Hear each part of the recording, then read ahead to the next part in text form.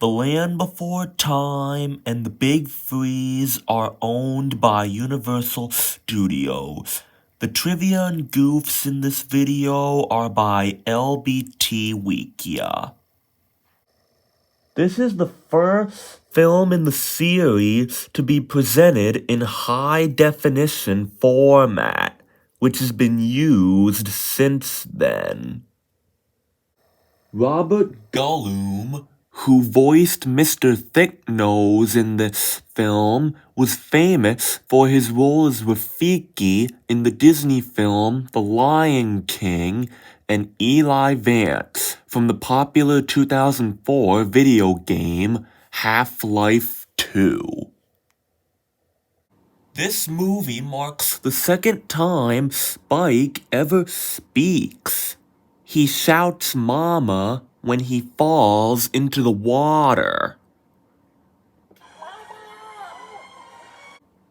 This was the first film in the series to have shading digitally mapped onto the characters as the result of a more advanced digital ink and paint system.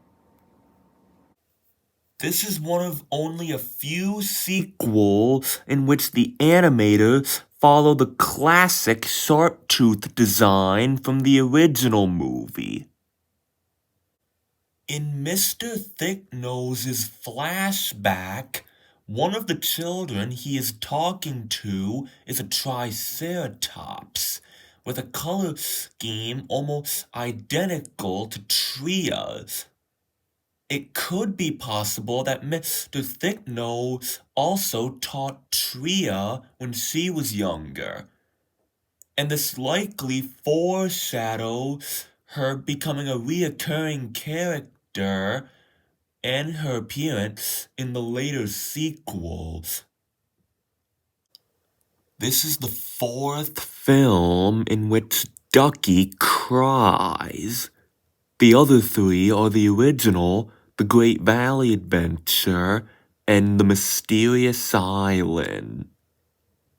When the Sharptooth chases Littlefoot and Sarah up the snowy slope, it looks very similar to the Great Earthshake scene from the original film, when the original Sharptooth is trying to get them as they're slipping into the chasm.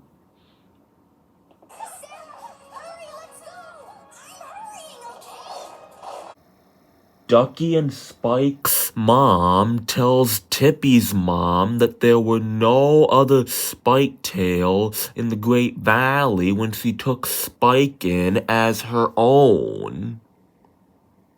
There were no other Spike-tails in the Great Valley However, this isn't true, as there have been other Stegosauruses seen in the Great Valley in past sequels, some even having a few minor speaking roles.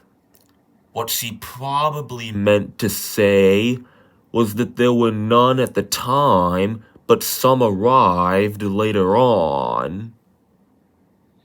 Early on in the film, when Ducky begins to ignore Spike, and near the end of the film, when Spike falls through the deep ice, Ducky says that he can't swim.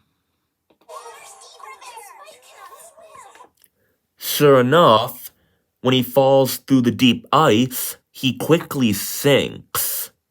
But Spike can be seen swimming throughout most of the series, even after this sequel was released, and is in fact shown to be just as good at swimming as Ducky.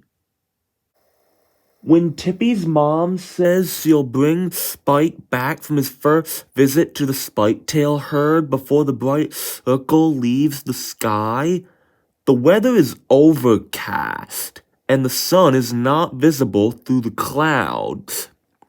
However, the next scene shows a relatively sunny sky, and this could likely be within the same day.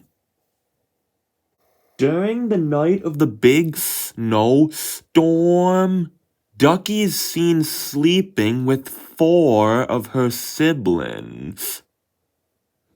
But in the earlier scene, when Tippy's mom and Ducky and Spike's mom interact for the first time, Ducky is seen with only 3 siblings. The latter is also true the morning after the snowstorm. And finally, when Mr. Threehorn is calling for Sarah, just like the other parents who are calling for their children that disappeared, the music builds up, but then the track cuts off abruptly and is replaced by the opening of the rescue / the discovery of the Great Valley. And so, that's the trivia and goofs of The Land Before Time, The Big Freeze. If there was something that I missed, feel free to put it in the comments below. Thanks for watching, and see you next time.